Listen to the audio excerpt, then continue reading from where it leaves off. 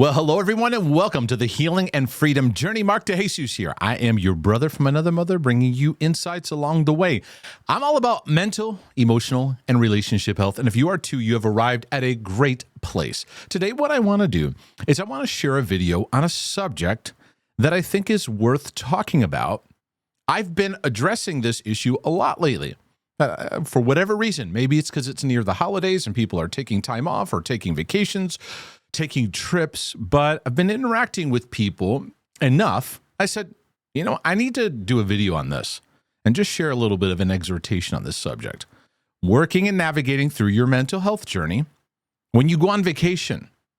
What is that like? What are some things we need to be aware of when navigating this? Now, if you look up mental health and vacations, you'll see all kinds of articles on the benefit of taking time off, of getting away. It doesn't mean you're necessarily going to go on a tour of Europe or you're going to go to Tahiti or some beautiful, expensive resort.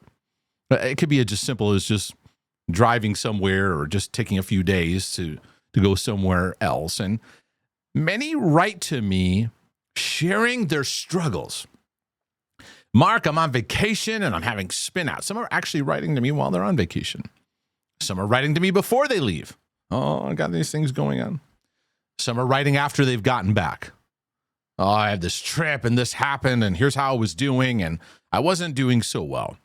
And so this could cover a number of areas. It could be you going away with your family. It could be just the issue of taking some time off. It could be you're traveling to visit family. I hear a lot of the benefits in online articles and stuff, and it's true. But I want to talk about the struggles. And when I've sat down and talked with somebody or respond to an interaction or give some perspective, one of the things that I keep bringing up is this issue of expectation. And so many of us in our mental health journey, we're learning to manage our expectations. We're learning to understand how we see things, what we expect from ourselves, what we expect from others, and what we expect to experience on a trip that we take. And I want to give you a couple myths that we tend to fall into. I don't have any slides for this. It's just more me just sharing some thoughts with you for your own encouragement in your own journey. Because I think many of you will take a big breath, a sigh of relief of that. Okay, I'm not the only one that goes through these kind of things. One of the myths that I've seen in my life and other people's lives is this myth that our battlegrounds should take a break because we're taking time off. Like our struggles should take a break because we're taking a break. It's kind of like the wars. We're going to have a ceasefire right now. And then we're shocked at times when our struggles, our anxieties, our spin outs, or just our emotional mood, the battles there heighten at some points and sometimes. The truth is that when you take a break from your typical routine, your chronic busyness gets confronted because many of us, we get too busy in certain areas of our life. Now you got a little bit more space. So in the space, we don't know what to do with that because we're used to kind of our routines and our rhythms. And a lot of it gets filled with jam-packed busyness, constant stimulation of our mind, constantly reading something on our phone, accessing, being stimulated by something on a tablet, on our computers, or something we get busy about doing. So then vacations become about just another busy activity where there actually isn't much refreshment experience. And many complain about coming home where they need a vacation from their vacation. And sometimes it would help us to realize that, when you take time off, the battles you struggle with don't necessarily take time off. Now, there's some areas you may feel some refreshment because it takes a little bit, though, to get there because you've got the engines going. And sometimes people, I've experienced this myself, will take 2 or 3 days to just feel like maybe you could land a bit. It shows the level of busyness going on in your life and anxious striving and all that stuff that we struggle and battle with. But we have to stay sober and realizing, our struggles we're still on our journey. along the way. So that's one myth I think we fall into. Another myth is that the expectation of a trip doesn't leave room for the inconveniences that come, and it makes us very inflexible. I think that for so many of us, the idea of having some time off or going somewhere, we have this intense pressure on the expectation of what we should feel and what we should experience.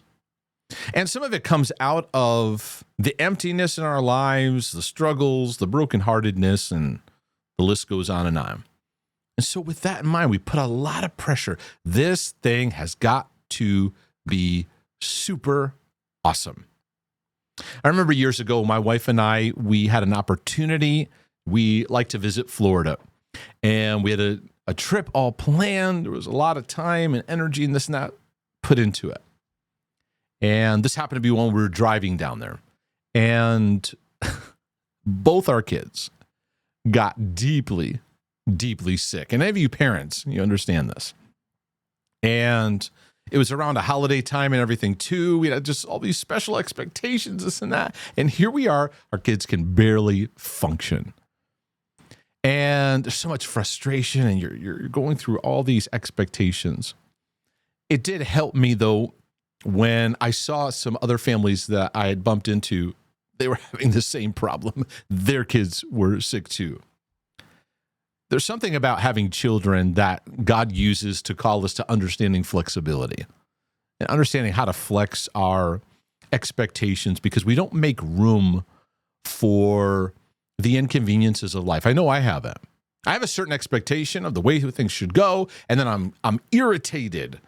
I'm angry. I'm flustered because things aren't happening the way I expect, and it inflames all the distortions inside. And so that's another myth I think we fall into, is our expectations need to get recalibrated. I think within that, a third thought, a myth that we fall into is this: we have to feel a certain way, like feel a certain way inside and not be anxious, not have a spin out. And we need to be in this great state, or vacation is a failure. And many of you struggle with this black and white kind of thinking, that all of a sudden you need to kind of be in a supernatural, awesome state, or otherwise emotional state, otherwise vacation's a failure. And then you condemn yourself, shame yourself. Some of you that are parents, or you're married, or you have children, and you have this pressure too. This is another myth. I've fallen under this, that you need to be something for your loved ones. You need to be in that good state. You need to get that good place. And there's good motives there, but it's also highly pressurized.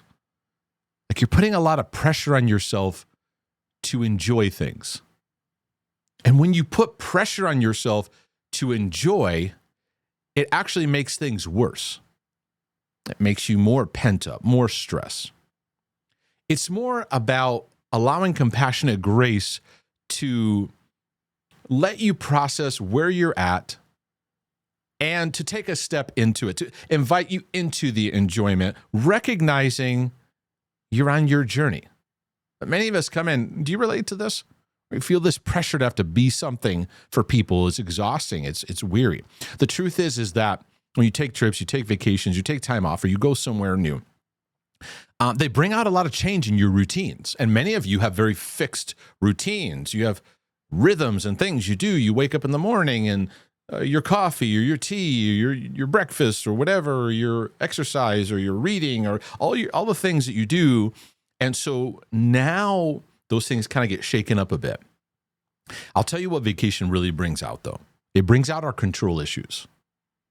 It brings out our control issues.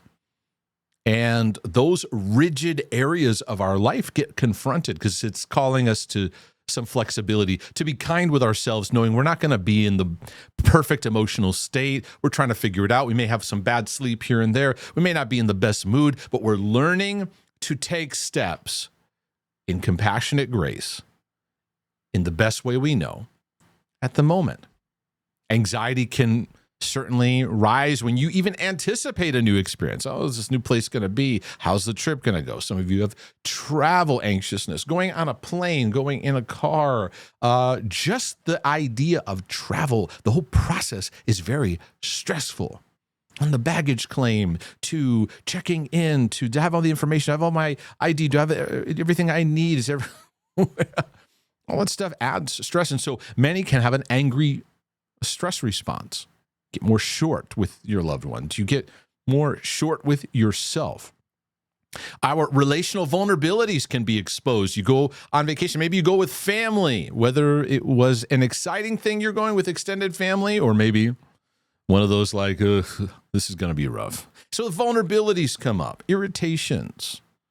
And I find what it brings out is it brings out how we relate to ourselves and the expectations that we carry. So as your brother from another mother, for whoever this fits, or maybe you've searched this video in the middle of the night and you can't sleep and you're spinning about something and you need some encouragement. I'm kind of narrowing in on this topic here because I've shared this with enough people already. I want to give you some things to recalibrate your expectation, the way that you're seeing things. Because we're going to lovingly do this. We're not going to drill sergeant you, scream at you, yell at you, be better, do more, be better. We're not going to do that. We're going to lead through the pathway that I believe God uses when he relates to us. And it's one I call compassionate grace. It's anchoring ourselves in his love and letting ourselves connect to the grace that's available. And we start with this premise of, you know what? It's okay that I'm not okay. I'm off right now. Like my mood's off, my thinking's off, something's off. And it's okay. It's one thing to have a battleground. It's another thing to pile condemnation on top of it. Now you got two battles. So let's just stick it to the battle that you have rather than adding more battles on top of it. I remember years back when the kids were very, very little, we lived in Connecticut. And we had an opportunity to do around Christmas time, and go take a subway and go to New York City. And walk around, see the sights, and we got a chance to see a Christmas show. And we're all excited about it. Great. I had my camera out. I'm taking pictures left and right. I love taking pictures and all that. Just letting myself enjoy. And throughout the day, I felt an anxiousness, my mood just starting to just dip. And it was like this thing where I'm like, what is going on in me? And here I am going, come on, have some fun. Have some fun. Enjoy. Enjoy. And inside, I am not feeling myself for whatever reason. So then I'm trying to figure out what's going on with me, what's happening with me. I felt this just despairing, depressive darkness just, rising up in me.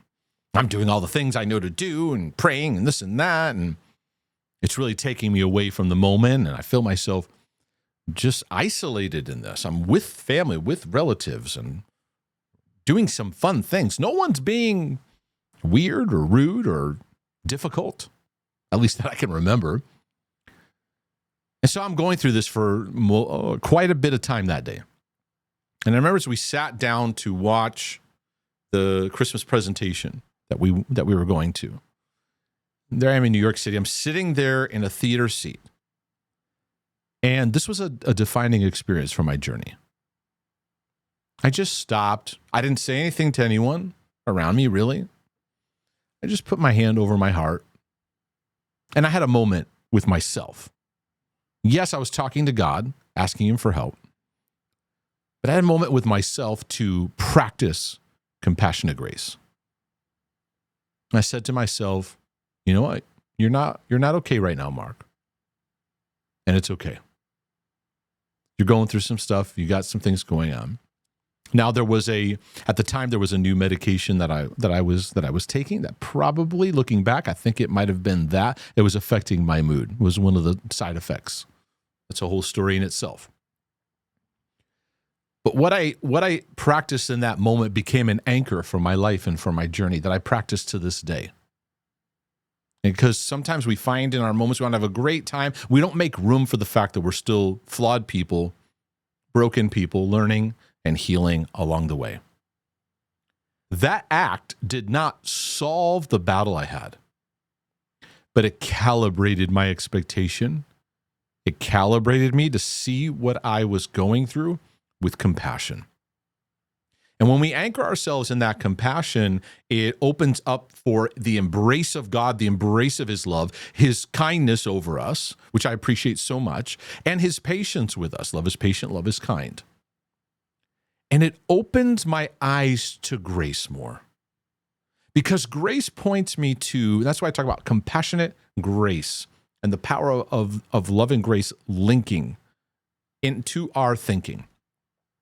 That rhymes, linking into our thinking. Because I was able to see how I can now be relationally present. Because I was able to go, okay, I'm a little off today. I even laughed a little bit at it. It's all right. I'm going through some stuff. And it actually allowed me to be more present with my kids, be more present with the experience, and enjoy the day more. I didn't go, Mark, you're going to enjoy this day. Many of us drill sergeant our way to be better in our day. And instead, what I did was I let compassion lead the way, and grace showed up in that, and I was able to take the next step. Because that's what these moments need. They need compassion and grace. A second thing that's been very helpful for me is I've had to learn how to practice emotional flexibility. As many of us in our mental health journey, we develop some rigidity, some rules, routines. We have things a certain way, and some of it's built on avoidance, some of it's built on control, some of it's built around just, we like having routines. We're human beings. It's fine. It's okay. Don't judge all of it and condemn all of it and shame all of it. But these opportunities become chances to flex our emotional flexibility, to flex those muscles, where we learn to let go of control. Hey, I don't need to respond to stress by trying to control people, trying to control everything, or even have these control mechanisms that I'm putting all this undue pressure on myself. Letting go. I had an interesting experience of letting go. In 2020, I mentioned Florida. My family and I had an opportunity. We'd planned it. We were going to take a road trip down there with our kids, and this is just a great opportunity. This is a different one, by the way. There was another one we got sick. This is a different one. And Max was excited about seeing the alligator place there. I forget the name of it. And down in Orlando area. And we were excited about that. We were going to do that. And so we went down there and again, taking pictures and enjoying it. We had a nice time. Well, it was in the year 2020. You know what month it was? It was the month of March. While we were at our hotel, while we were at where we were at, doing what we were doing, we were watching the news. Everything in the whole world is shutting down. I felt like I was in Noah's Ark. We were just traveling through and we're watching all this stuff go on. And it became a just very, very interesting exercise in what it looked like to just lean into the care of God. And realizing it was a real big lesson of learning what it's like to not be in control. This past year, I had taken some time. As many of you know, I take breaks. I value breaks. They're important for everything that I do. The rhythm of the long haul and journey of what I pray to be a help to people.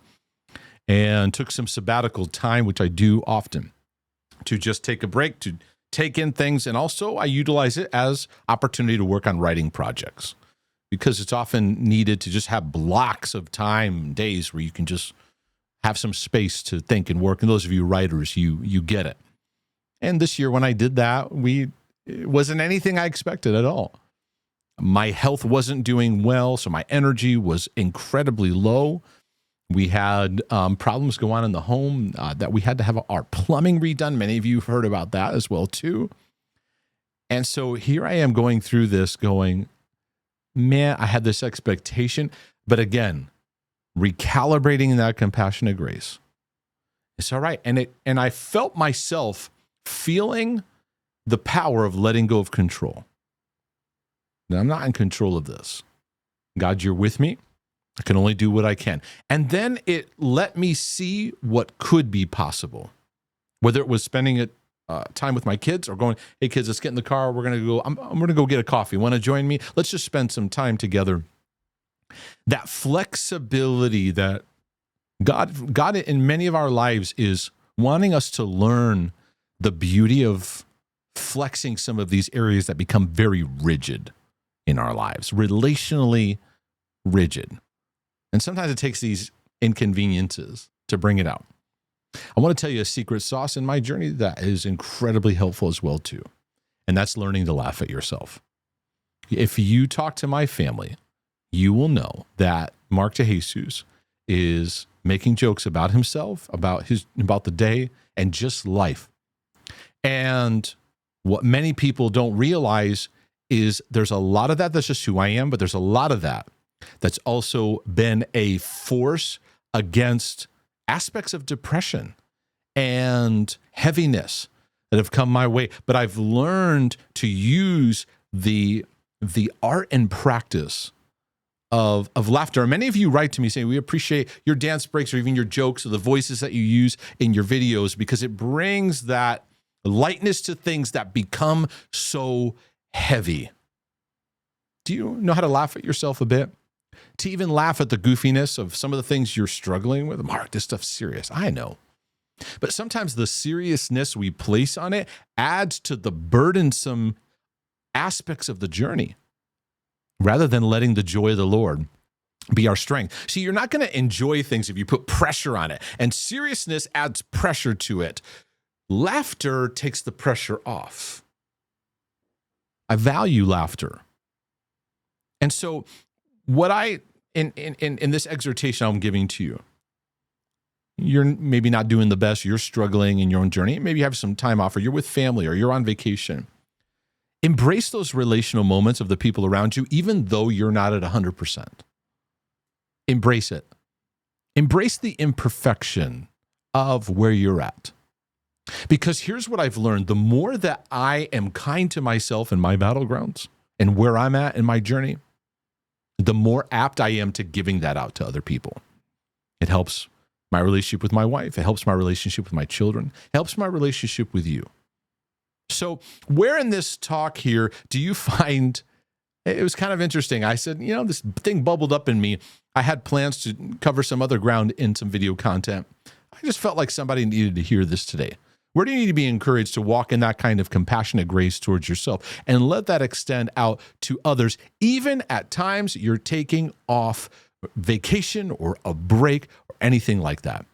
If this was a blessing, do me a favor, click the like and subscribe button. Go over to markdejesus.com. You can check out more about resources and materials. I even have a healing and freedom community for those that want to make a next level investment in their journey. Of course, my book, The OCD Healing Journey, is an area that has been a journey of mine, and it's a great passion to be a help, a brother from another mother, to help others in the same area. And many of my OCD or brothers and sisters can gain a lot of help and encouragement by this broadcast today.